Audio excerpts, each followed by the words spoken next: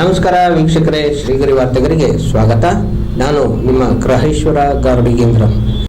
ದಿನಾಂಕ ಏಪ್ರಿಲ್ 7, 2026ರಂದು ಮೈಸೂರು ಮತ್ತು ಕೊಡಗು ಕ್ಷೇತ್ರದ ಸಂಸದರಾದ ಯದುವೀರ್ ಕೃಷ್ಣದತ್ತ ಚಾಮರಾಜ ಒಡೆಯರ್ ಅವರು ಸಂಬಂಧಿತ ರಾಷ್ಟ್ರೀಯ ಹೆದ್ದಾರಿ ಅಧಿಕಾರಿಗಳೊಂದಿಗೆ ಸ್ಥಳಕ್ಕೆ ಕುಕ್ಕರಹಳ್ಳಿ ಕೆರೆ ವಿಶ್ವವಿದ್ಯಾನಿಲಯ ಜಂಕ್ಷನ್ ಅಂಡರ್ ಪಾಸ್ ಪರಿಶೀಲಿಸಿ ವೀಕ್ಷಿಸಿದರು.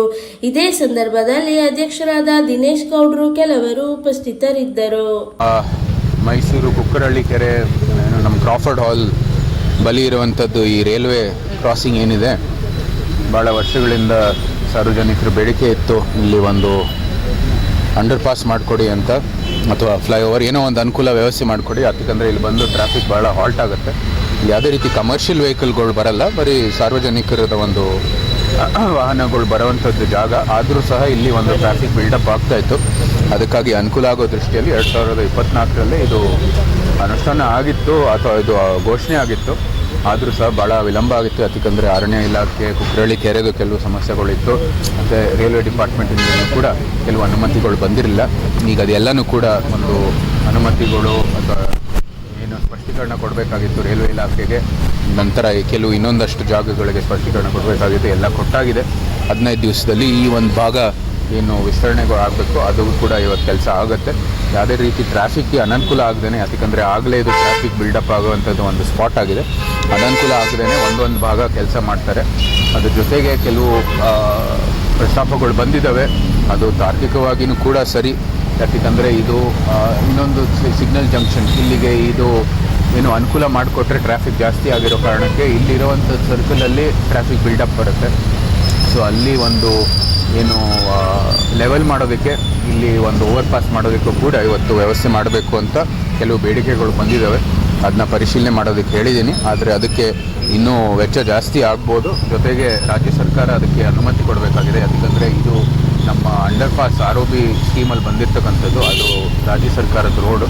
ಸೊ ಆದರೆ PWD ಡಿಪಾರ್ಟ್ಮೆಂಟ್ ಮಾತಾಡಿ ಅದನ್ನು ಕೂಡ ಅನುಕೂಲ ಮಾಡೋದಕ್ಕೆ ನಾವು ಮಾಡೋಣ. ಎಲ್ಲ ಪಾರಂಪರಿಕತೆ ಮತ್ತು ಪರಿಸರವನ್ನು ಕಾಳಜಿ ಇಟ್ಕೊಂಡು ಪ್ರಯತ್ನ ಮಾಡ್ತಾಯಿದ್ವಿ. ಈ ಗಿಡ ಮರಗಳಿಗೂ ಕೂಡ ನಾವು ಟ್ರಾನ್ಸ್ಪ್ಲಾಂಟಿಂಗ್ ಮಾಡೋದಕ್ಕೆ ನಾನು ಹೇಳಿದ್ದೀನಿ. ಈಗಾಗಲೇ ಕೇರಳದಿಂದ ಒಂದು NHIಗೋಸ್ಕರ ಅನುಕೂಲ ಮಾಡುವಂಥದ್ದು ಒಂದು NGO ಇದೆ. ಅವ್ರಿಗೆ ಟ್ರಾನ್ಸ್ಪ್ಲಾಂಟೇಷನ್ ಮಾಡ್ತಾರೆ ಅಂತ ಒಂದು ತಜ್ಞರಿದ್ದರಲ್ಲಿ ಅವ್ರಿಗೆ ಕರೆಸಿ ಇಲ್ಲೂ ಕೂಡ ಟ್ರಾನ್ಸ್ಪ್ಲಾಂಟೇಷನ್ ಮಾಡಿ ನಮ್ಮ ಕುಕ್ಕರಹಳ್ಳಿ ಕೆರೆಯಲ್ಲಿ ಮರ ಇರೋದು ಒಳಗೆ ಹಾಕೋಣ, ಬಾಕಿದು ಎಲ್ಲೆಲ್ಲಿ ಜಾಗ ಕೊಡ್ತಾರೆ ಅಲ್ಲಿಗೆ ಅದು ಸ್ಥಳಾಂತರ ಮಾಡೋವಂಥದ್ದು ಕೆಲಸ ಮಾಡ್ತೀವಿ. ಜೊತೆಗೆ ಅಲ್ಲಿ ನಮ್ಮ ಹೊಸ ಏನು ಫ್ಲೈಓವರ್ ಬರ್ತಾ ಇದೆ ಮಣಿಪಾಲ್ ಜಂಕ್ಷನ್, ಅಲ್ಲೂ ಕೂಡ ಟ್ರೀ ಟ್ರಾನ್ಸ್ಪ್ಲಾಂಟಿಂಗ್ ಮಾಡೋದಕ್ಕೇ ಪ್ರಥಮವಾಗಿ ಆಗಲಿ. ಅದಕ್ಕಂದರೆ ಸುಮಾರು 40 ಮರಗಳು ಅಲ್ಲೂ ಕೂಡ ಕಡಿಬೇಕಾಗಿರ್ತಕ್ಕಂಥದ್ದು ಒಂದು ಸೂಚನೆ ಬಂದಿತ್ತು. ಅದನ್ನು ಕೂಡ ಉಳಿಸೋದಕ್ಕೆ, ದೊಡ್ಡ ದೊಡ್ಡ ಮರ ಆದರೂ ಉಳಿಸೋದಕ್ಕೆ ಇವತ್ತು ಒಂದು ಯತ್ನ ನಡೀತಾ ಇದೆ.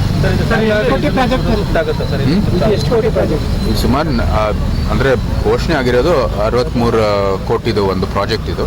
ಆದರೆ ಅದು ಕಾಂಟ್ರಾಕ್ಟರ್ದು ವೆಚ್ಚ ಇದು ಹೆಚ್ಚು ಕಡಿಮೆ ಆಗ್ಬೋದು. ಯಾಕಂದರೆ ಇಲ್ಲಿ ಒಂದು ಸ್ವಲ್ಪ ಕೆಲಸ ಸೇರ್ಪಡೆ ಮಾಡುವಂಥದ್ದು ಸಾಧ್ಯತೆ ಇದೆ. ಜೊತೆಗೆ ಇಲ್ಲಿ ನಾವು ನಿರೀಕ್ಷೆ ಮಾಡಿಲ್ಲದೆ ಇರುವಂಥದ್ದು ಕೆಲವು ಅಡಚಣೆಗಳು ಬಂದಿತ್ತು, ಅದೆಲ್ಲನೂ ಕೂಡ ಸೇರಿಸಿ ಹೆಚ್ಚು ಕಡಿಮೆ ಆಗ್ಬೋದು. ಕಾಲಮ್ ಇಲ್ಲ, 2 ಬಾಕ್ಸ್ ಖುಷಿ ಮಾಡ್ತಾರೆ ಇಲ್ಲಿ. ಟೈಮ್ ಬೌಂಡಲ್ಲ, ಇಲ್ಲಿ 15 ದಿವಸದಲ್ಲಿ ಸ್ಟಾರ್ಟ್ ಮಾಡ್ತಾರೆ. ಆದಷ್ಟು ಶೀಘ್ರದಲ್ಲಿ 1 ವರ್ಷದಲ್ಲಿ ಮುಗಿಸೋದಕ್ಕೆ ಪ್ರಯತ್ನ ಮಾಡ್ತೀನಿ. ಆದರೆ ಟೈಮ್ ತೊಗೊಳುತ್ತೆ. ಟಾಂಗಾ ಶಿಫ್ಟ್ ಆಗೇ ಆಗುತ್ತೆ. ಇನ್ನೊಂದು ಇಲ್ಲೇ ನಮ್ಮ KG ಕೊಪ್ಪಳಲ್ಲಿ ಬಂದಿದೆ ಪ್ರಸ್ತಾಪ, ಅದನ್ನು ನೋಡಬೇಕಾಗಿದೆ. ಅಲ್ಲಿ ಭಾಳ ಲ್ಯಾಂಡ್ ಅಕ್ವಿಸಿಷನ್ ಸಮಸ್ಯೆ ಇದೆ. ಇದೇ ಲೈನ್ ಹೋಗೋದು, ಅದರದ್ದು ಒಂದು ಸಮಸ್ಯೆ ಇದೆ. ಇನ್ನೊಂದು ಆಗಲೇ ಶುರು ಆಗೋದು ಕೆಲಸ ನಮ್ಮ KR ರಸ್ತೆಯಲ್ಲಿ, ಅದರದ್ದು ಕೆಲಸ ಶುರು ಆಗುತ್ತೆ. ಅದಕ್ಕೂ ಕೂಡ ಒಂದು ಫ್ಲೈಓವರ್ ಮಾಡಿ ಅಂತ ಒಂದು ಪ್ರಸ್ತಾಪ ಬಂದು, ಯಾಕಂದರೆ ರೋಡು ಅಲ್ಲಿ KR ಒಂದು ಏನು ಜಯದೇವದಿಂದ ಬರ್ತಾ ಅದು ಕೆಳಕ್ಕೆ ಹೋಗುತ್ತೆ. ಸೊ ಅಲ್ಲೇ ಅದು ಒಂದು ಸಮ ಮಾಡಿ ಒಂದು ಫ್ಲೈಓವರ್ ಮಾಡಿ ಅಲ್ಲಿ ಇದು ರೈಲ್ವೆ ಹಿಂದೆನೇ ಅದನ್ನ ಸೇರಿಸಿದ್ರೆ ಒಂದು ಸಮ ಆಗುತ್ತೆ ಅಂತ ಹೇಳಿದ್ದಾರೆ. ಅದಕ್ಕಾಗಿ ಆ ಕ್ರಾಸ್ ರೋಡಲ್ಲೂ ಕೂಡ ಯಾವುದೇ ರೀತಿ ಅನನುಕೂಲ ಆಗುತ್ತೆ. ಕೆಳಗಡೆ ಟ್ರಾಫಿಕ್ ಹೋಗ್ಬೋದು, ಇಲ್ಲಿ ಮೇಲ್ಗಡೆ ಫ್ಲೈಓವರಲ್ಲಿ ಈ ಕಡೆಯಿಂದ ಟ್ರಾಫಿಕ್ ಹೋಗ್ಬೋದು ಅಂತ ಇವತ್ತು ಒಂದು ಪ್ರಸ್ತಾಪ ಬಂದಿದೆ. ಅದು ಕೂಡ ನಮ್ಮ ಮಂತ್ರಿ ಜೊತೆ ಸೇರಿಸಿ ಅದೇ ಒಂದು ಇರುವಂಥದ್ದು ಪ್ರಾಜೆಕ್ಟಲ್ಲೇ ಸೇರಿಸ್ಬೋದಾ ಅಂತ ನಾವು ಚರ್ಚೆ ಮಾಡ್ತೀವಿ. ಸರ್, ಈಗ ಹೆಬ್ಬಾಳು ಕೆರೆಗೆ UGD ವಾಟರ್ ಎಲ್ಲ ಮಿಕ್ಸ್ ಆಗಿ ಅಧಿಕೃತವಾಗಿ ಇದರದ್ದೇ ಒಂದು ಪ್ರೆಸ್ ಮೀಟ್ ನಡೆಸೋಣ. ಆದರೂ ಸಹ ನಾನು ಹೇಳ್ತೇನೆ, ಇಲ್ಲಿ ಮೈಸೂರಲ್ಲಿ ಒಂದು ಭಾಳ ಗಂಭೀರವಾದಂಥ ಬೆಳವಣಿಗೆ ಎಲ್ಲರೂ ಗಮನಿಸಬೇಕಾಗಿದೆ. ಜನಪ್ರತಿನಿಧಿಗಳ ಒಂದು ಸಲಹೆ ಸೂಚನೆ, ನಮ್ಮ ಒಂದು ಏನು ನಿರ್ದೇಶನ ಇದೆ ಅದರ ಒಂದು ಯಾವುದೇ ರೀತಿ ಗೌರವ ಇಲ್ಲ.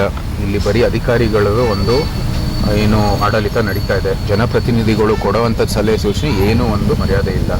ಹೆಬ್ಬಾಳು ಕೆರೆದು ಸಮಸ್ಯೆ ಈಗಲ್ಲ, ನೆನ್ನೆ ಅಲ್ಲ, ಈ ಸುವೇಜ್ ವಿಷಯ ಬಂದಿದ್ದಕ್ಕೆ ಇದು ಹೈಲೈಟ್ ಆಗಿದೆ. ಆದರೆ ಹಿಂದೆ ಇನ್ಫೋಸಿಸ್ ಸಂಸ್ಥೆ ಬಂದು ಅಭಿವೃದ್ಧಿ ಮಾಡಿದ ನಂತರ ಯಾವುದೇ ರೀತಿಯ ಒಂದು ಮೇಂಟೆನೆನ್ಸ್ ಆಗಿಲ್ಲ. ಅಲ್ಲಿ ಒಳ್ಳೆ ಅಭಿವೃದ್ಧಿ ಮಾಡಿ ಒಂದು ಒಳ್ಳೆ ಜಾಗ ಕೊಟ್ಟಿದ್ದರು, ಸಾರ್ವಜನಿಕರು ಬಳಸ್ಬೋದು ಆಗಿರ್ಬೋದು. MCC ಕಡೆಯಿಂದ ಅದರ ಒಂದು ಯಾವುದೇ ರೀತಿಯ ಒಂದು ಸರಿಯಾದಂಥ ಒಂದು ರಕ್ಷಣೆ ಆಗಿಲ್ಲ. ಜೊತೆಗೆ ಇಲ್ಲಿ MCCಯಲ್ಲಿ ಯಾವುದೇ ರೀತಿ ಜನಪ್ರತಿನಿಧಿಗಳಿಲ್ಲ. MCC ಕೌನ್ಸಿಲ್ ಅದಾಗೆ ಎಲ್ಲ ನಿರ್ದೇಶನ ಅಂದರೆ ಯಾವುದೇ ಒಂದು ನಿರ್ಧಾರ ತಗೊಳ್ಳೋದು ಯಾವುದೇ ಜನಪ್ರತಿನಿಧಿಗಳ ಪಾಲಿಲ್ಲ. MCC ಕೌನ್ಸಿಲ್ ಅದಾಗೆ ಎಲ್ಲ ನಿರ್ಧಾರಗಳು ತಗೊಳ್ತಾ ಇರೋದು ಅತ್ಯಂತ ಒಂದು ಗಂಭೀರವಾದಂಥ ಒಂದು ನಾವೆಲ್ಲರೂ ಗಮನಿಸಬೇಕಾಗಿರ್ತಕ್ಕಂಥ ಒಂದು ಬೆಳವಣಿಗೆ. ಇದು ಆದಷ್ಟು ಶೀಘ್ರದಲ್ಲಿ ಎಲೆಕ್ಷನ್ ನಡೆಸಿ ಜನಪ್ರತಿನಿಧಿಗಳು ಜನರ ಒಂದು ಧ್ವನಿಯಾಗಿ ಅಲ್ಲಿ ತಮ್ಮ ವಿಷಯಗಳು ಎತ್ತಿ ಸರಿಯಾದಂಥ ಅಭಿವೃದ್ಧಿ ಆಗುತ್ತೆ. ನೀವು ಈ ಸಿಗ್ನಲ್ ಲೈಟ್ ವಿಚಾರ ನೋಡಿದ್ದೀವಿ, ನಾನಲ್ಲ, ಸಾರ್ವಜನಿಕರು ಸಾಮಾಜಿಕ ಜಾಲತಾಣದಲ್ಲಿ ಎಲ್ಲರೂ ಎತ್ತಾ ಇದ್ದಾರೆ. ಇಲ್ಲದೇ ಇರೋದು ಕಡೆಯಲ್ಲಿ ಸಿಗ್ನಲ್ ಹಾಕಿದ್ದಾರೆ. ಸುಮ್ಮನೆ ಎಲ್ಲ ಮೈಸೂರಲ್ಲಿ ಸಿಗ್ನಲ್ ಹಾಕಿದ್ದಾರೆ. ಅದು ಯಾವ ಒಂದು ವರದಿ ಮೇರೆಗೆ ಮಾಡಿದ್ದಾರೆ, ಯಾವ ಒಂದು ತಜ್ಞರ ಒಂದು ಅಭಿಪ್ರಾಯದ ಮೇಲೆ ಮಾಡಿದ್ದಾರೆ ಅಂತ ಯಾರಿಗೂ ಗೊತ್ತಿಲ್ಲ. ಸುಮ್ಮನೆ ಸಿಕ್ಕಿದ್ದು ಬಂದಿದ್ದ ಕಡೆಯಲ್ಲಿ ಈ ಸಿಗ್ನಲ್ ಹಾಕಿರ್ತಕ್ಕಂಥದ್ದು. ಈ ಥರ ನಾವು ಹಲವಾರು ಸಂಗತಿಗಳು ಉಲ್ಲೇಖ ಮಾಡಬಹುದು. ಆದರೆ ಇದು ಭಾಳ ಗಂಭೀರವಾದದ್ದು. ಈ ವಿಷಯ ನಾವು ಈ ಒಂದು ಫ್ಲೈಓವರ್ ಅಭಿವೃದ್ಧಿ ಕೆಲಸದಲ್ಲಿ ನಾವು ಬಂದಿದ್ದೀವಿ. ಇದಕ್ಕೆ ನಿರ್ದಿಷ್ಟವಾಗಿ ಒಂದು ಪ್ರೆಸ್ ಮೀಟ್ ನಾವೇ ಯಾವೆಲ್ಲ ಇಶ್ಯೂಗಳಲ್ಲಿ ನಿಮಗೆ ಬೇಸರ ಆಗಿದೆ? ಯಾಕಂದರೆ ಜನಪ್ರತಿನಿಧಿಗಳು ಮಾತನ್ನು ಕೇಳುವಂಥ ಯಾವುದೇ ರೀತಿಯ ಒಂದು ಪ್ರತಿಕ್ರಿಯೆ ಸಿಗ್ತಾ ಇಲ್ಲ ನಮಗೆ. ಇದು ಈ ಥರ ಈ ಸಿಗ್ನಲ್ ಲೈಟ್ ವಿಚಾರದಲ್ಲಿ ನಮ್ಗೆ ಯಾರಿಗೂ ಹೇಳೋದೇನೆ, ಸಾರ್ವಜನಿಕರ ಒಂದು ಕನ್ಸಲ್ಟೇಷನ್ ಮಾಡ್ದೇನೆ ಇದು ಆಗಿರ್ತಕ್ಕಂಥ ಕೆಲಸ. ಎಲ್ಲರಿಗೂ ಅನನುಕೂಲ ಆಗ್ತಾಯಿದೆ. ಅದು ಯಾವುದೇ ರೀತಿ ವೈಜ್ಞಾನಿಕವಾಗಿ ಆಗಿಲ್ಲ ಅಂತ ಭಾಳ ಸ್ಪಷ್ಟವಾಗಿ ಎಲ್ಲರಿಗೂ ಗೊತ್ತಾಗಿದೆ. ನಮಗೆ ಒಂದು 50 ಮೀಟರ್ಗೆ ಒಂದು ಸಿಗ್ನಲ್ ಸಿಗ್ತಾ ಇರುವಂಥದ್ದು ನೀವೆಲ್ಲ ನೋಡಿರ್ತೀರ, ಪ್ರೆಸ್ನವ್ರು ಚೆನ್ನಾಗಿ ಓಡಾಡ್ತಾ ಇರ್ತೀರ, ನಿಮಗೆ ಗೊತ್ತಾಗುತ್ತೆ ಎಷ್ಟು ಕಷ್ಟ ಆಗ್ತಾ ಇದೆ.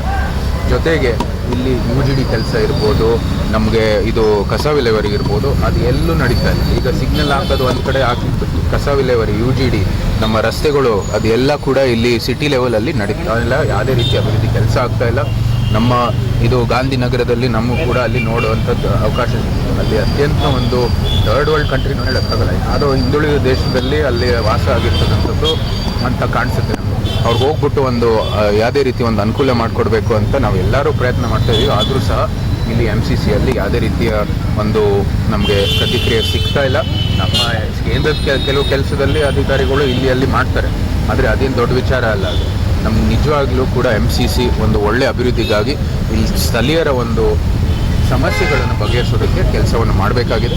ಈ ಹೆಬ್ಬಾಳು ಕೆರೆಯದು ಕೂಡ ನಿರ್ದಿಷ್ಟವಾಗಿ ಅವರು ಬಗೆಹರಿಸಬೇಕಾಗಿರ್ತಕ್ಕಂಥದ್ದು ಅತ್ಯಂತ ಅವಶ್ಯಕತೆ.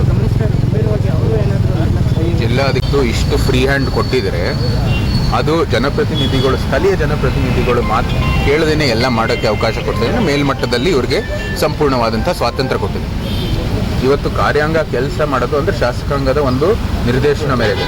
ಇವತ್ತು ಶಾಸಕಾಂಗ ಸ್ಥಳೀಯವಾಗಿ ಅಂದರೆ ನಾವು ಶಾಸಕರು ಇತ್ಯಾದಿ ಎಲ್ಲರೂ ಯಾವುದೇ ರೀತಿಯ ಒಂದು ನಮ್ಮ ನಿರ್ದೇಶನ, ನಮ್ಮ ಸಲಹೆಗೆ ಏನೋ ಒಂದು ಸ್ಪಂದನೆ ಇಲ್ಲ. ಇವತ್ತು ನಮ್ಮ ಫ್ಲೈಓವರ್ ನಾವು ಎಲ್ಲರೂ ವಿರೋಧ ಮಾಡಿದ್ವಿ, ಏನೂ ಅವಶ್ಯಕತೆ ಇಲ್ಲ ಅಂತ. ಹಲವಾರು ಜನನೂ ಕೂಡ ನಮ್ಗೆ ಬಂದು ಹೇಳಿದ್ದಾರೆ. ಇಲ್ಲಿ ನಮ್ಮ ಏನು ಮೆಟ್ರೋಪೋಲ್ ಸರ್ಕಲಿಂದ ಊಟ್ಕಳ್ಳಿವರೆಗೆ ಫ್ಲೈಓವರ್ ಏನು ಮಾಡ್ತಾ ಇದ್ದಾರೆ, ಅದು ನಮ್ಮ ಮೈಸೂರು ಪಾರಂಪರೆಗೆ ಇಲ್ಲಿ ಹಸಿರು ಅದಕ್ಕೆ ಭಾಳ ಹಿನ್ನಡೆ ಆಗುತ್ತೆ ಅಂತ ನಾವು ಆಗಲೇ ವ್ಯಕ್ತ ಮಾಡಿದ್ವಿ. ಆದರೂ ಸಹ ಅವರು ಅದಕ್ಕೆ ಯಾವುದೇ ರೀತಿ ಸರಿಯಾದಂಥ ಪ್ರತಿಕ್ರಿಯೆ ಕೊಟ್ಟಿಲ್ಲ. ಆಗಲೇ DPR ಕೂಡ ಮಾಡ್ತಾ ಇದ್ದಾರೆ ಅಂತ ಒಂದು ಮಾಹಿತಿ ಬಂದಿತ್ತು. ಅದು ಕರೆಕ್ಟಾ ಇಲ್ವಾ ನಂಗೆ ಗೊತ್ತಿಲ್ಲ, ಬಟ್ ಅದು ಒಂದು ಮಾಹಿತಿ ಬಂದಿತ್ತು. ಚಾಮುಂಡಿ ಬೆಟ್ಟದ ವಿಚಾರದಲ್ಲಿ ಇದೇ ಥರ ಆಗ್ತದೆ ನಮಗೆ. ಅಂದರೆ ಇಲ್ಲಿ ಅಧಿಕಾರಿಗಳು ತಮ್ಮದೇ ಆದಂಥ ಏನು ಕೆಲಸಗಳು ಬರ್ತಾ ಇದೆ ಅದು ಮಾಡ್ತಾ ಇದ್ದಾರೆ. ನಮಗೆ ಯಾವುದೇ ರೀತಿಯ ಒಂದು ಸರಿಯಾದಂಥ ಪ್ರತಿಕ್ರಿಯೆ ಸಿಗ್ತಾ ಇದೆ. ಒಳ್ಳೆ ಹೋರಾಟ ನಡೆದಿದೆ. ಬಾಗಲಕೋಟೆ ಮತ್ತು ದಾವಣಗೆರೆ ಎರಡು ಕಡೆಯೂ ಕೂಡ ಇವತ್ತು ಭಾಜಪಾ ಅಭ್ಯರ್ಥಿಗಳ ಒಂದು ಕಾರ್ಯಕರ್ತರು ಏನು ಆಯ್ಕೆ ಮಾಡಿ ಅವರಿಗೆ ಅಭ್ಯರ್ಥಿಯಾಗಿ ಇವತ್ತು ಹೋರಾಟ ಮಾಡ್ತಾ ಇದ್ದಾರೆ. ಒಳ್ಳೆಯ ಒಂದು ಹೋರಾಟ ನಡೆದಿದೆ. ಜನರು ಕೂಡ ಅದಕ್ಕೆ ಸ್ಪಂದಿಸಿ ನಮ್ಮಿಬ್ಬರು ಅಭ್ಯರ್ಥಿಗೆ ತಮ್ಮ ಮತವನ್ನು ಕೊಟ್ಟು ಅವ್ರನ್ನ ಗೆಲ್ಲಿಸ್ತಾರೆ ಅಂತ ನಮಗೆ ವಿಶ್ವಾಸ. CM ಆಗಿ ಎಲ್ಲರೂ ಕೂಡ ಅಲ್ಲೇ ಇದ್ದಾರೆ ಅಭಿವೃದ್ಧಿ ಕಾರ್ಯಗಳ ಚುನಾವಣೆ ನಡೆಯುವ ಸಂದರ್ಭದಲ್ಲಿ ನಾವು ಕೂಡ ಎಲ್ಲರೂ ಅಲ್ಲಿ ಹೋಗ್ತಾ ಇರ್ತೀವಿ, ಮಾಡ್ತಾ ಇರ್ತೀವಿ. ಚುನಾವಣೆ ಹೋಗ್ಬಿಟ್ಟು ಪ್ರಚಾರ ಮಾಡೋದ್ರಲ್ಲಿ ಏನು ತಪ್ಪಿಲ್ಲ. ಆದರೆ ಇದು ಒಂದು ವಿಶೇಷವಾದಂಥ ಕಾಳಜಿ ವಹಿಸಬೇಕಾಗಿದೆ. CM ತವರು ಊರು ಅಂತ ಇಡೀ ನನ್ನ ಚುನಾವಣೆಯಲ್ಲಿ ಎಲ್ಲರೂ ಹೇಳ್ತಾ ಇದ್ರು. ಅದು ಬರೀ ಚುನಾವಣೆಗೆ ನಿಮ್ಮ ತವರು ಊರಲ್ಲ, ಚುನಾವಣೆ ಆಗಿದ ನಂತರನೂ ಕೂಡ ನಿಮ್ಮ ತವರನ್ನೇ ಶಾಶ್ವತವಾಗಿ ನಿಮ್ಮ ತವರ ಇರುತ್ತೆ ಇದು. ಆದರೆ ನೀವು ಬಂದು ಇಲ್ಲಿ ಕೆಲಸ ಮಾಡಿ ನಿಮ್ಮ ಹೆಸರು ಉಳಿಸಿ ಅಂತ ನಾವು ಮತ್ತೆ ಇನ್ನೊಂದು ನಿಮ್ಹಾನ್ಸ್ ಆಸ್ಪತ್ರೆ ವಿಚಾರ ಸಂಬಂಧಪಟ್ಟಂಗೆ ಇವತ್ತು ಹೋರಾಟ ನಡೀತಾ ಇದೆ. ಅಲ್ಲೇ ನಾವು ಅಭಿವೃದ್ಧಿ ಕೆಲಸಗಳು ನಡೆಯೋದು. ಸೊ ಇದಕ್ಕಾಗಿ ನಿಮ್ಮ ಅಂದಿಗೆ ಕೊಟ್ಟಿರೋದು ಅಂದರೆ ಕಂದಾಯ ಇಲಾಖೆ ಕೊಟ್ಟಿರೋದು. ಅವ್ರು ಸರಿಯಾದ ರೀತಿಯಲ್ಲಿ ಪರಿಶೀಲನೆ ಮಾಡದೇ ಕೊಟ್ಟರೆ ಇದೇ ಸಮಸ್ಯೆಗಳು ಬರೋದು. ಇದು ನಮ್ಮ ಒಂದು ಕೆಲವು ಕೆಲಸಗಳು ಇದೇ ರೀತಿ ಆಗಿರೋದು. ಸೊ ಇವರು ಸರಿಯಾದ ರೀತಿಯಲ್ಲಿ ಪರಿಶೀಲನೆ ಮಾಡಿ ಏನು ಡಿಲಿಜೆನ್ಸ್ ಅಂತ ಏನೋ ಒಂದು ಪ್ರಕ್ರಿಯೆ ಇದೆ ಅದನ್ನ ನಡೆಸಬೇಕಾಗಿದೆ. ಎಲ್ಲ ಒಂದು ದಾಖಲೆಗಳು, ರೆವೆನ್ಯೂ ರೆಕಾರ್ಡ್ಸ್ಗಳು ಸರಿ ಇದೆಯೋ ಇಲ್ವೋ ಅಂತ ನೋಡಿಬಿಟ್ಟು ಕಂದಾಯ ಇಲಾಖೆ ಇದಕ್ಕೆ ಒಂದು ಸರಿಯಾದಂಥ ರೀತಿಯಲ್ಲಿ ಒಂದು ಯಾವುದೇ ಒಂದು ಅಡಚಣೆ ಅಥವಾ ಯಾವುದೇ ಒಂದು ಅಡೆತಡೆಗಳು ಇಲ್ಲದೆ ಇರ್ತಕ್ಕಂಥ ಜಮೀನನ್ನು ಕೊಡಬೇಕು ಅವರು.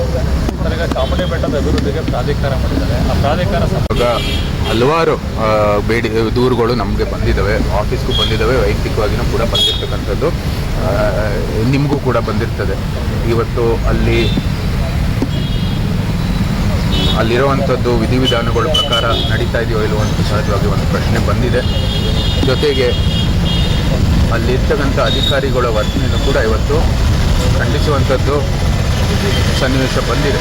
ಯಾಕಂದರೆ ಸ್ಥಳೀಯರಿಗೆ ಯಾರಿಗೆ ಕೂಡಲೇ ಮಾತಾಡಿದ್ರು ಕೂಡ ಅವರೆಲ್ಲರೂ ಹೇಳೋದು ಒಂದೇ, ಇಲ್ಲಿ ಅಲ್ಲಿರ್ತಕ್ಕಂಥ ಅಧಿಕಾರಿಗಳು ಅವರ ವರ್ತನೆ ಸರಿ ಇಲ್ಲ, ಯಾರಿಗೂ ಕೂಡ ಸರಿಯಾದ ರೀತಿಯಲ್ಲಿ ಒಂದು ಸ್ಪಂದಿಸ್ತಾ ಇಲ್ಲ, ಪ್ರತಿಕ್ರಿಯೆ ಕೊಡ್ತಾ ಇಲ್ಲ. ಮತ್ತು ಅವ್ರಿಗೆ ಸ್ಥಳೀಯ ಒಂದು ಗ್ರಾಮ ಪಂಚಾಯತಿ ಇರ್ಬೋದು, ಅಲ್ಲಿರ್ತಕ್ಕಂಥ ಗ್ರಾಮಸ್ಥರು ಇರ್ಬೋದು, ಅವರ ಅಭಿಪ್ರಾಯ ಇರ್ಬೋದು, ಅವರ ಒಂದು ಸಲಹೆ ಇರ್ಬೋದು, ಅವರ ಒಂದು ಆಲೋಚನೆ ಇರ್ಬೋದು, ಅದಕ್ಕೆ ತಕ್ಕ ಅವರು ಕೆಲಸವನ್ನು ಮಾಡ್ತಾ ಇಲ್ಲ ಅಂತ ಭಾಳ ಸ್ಪಷ್ಟವಾಗಿ ಇವತ್ತು ನಮಗೆ ಹಲವಾರು ದೂರುಗಳು ಸಿಕ್ಕಿದೆ.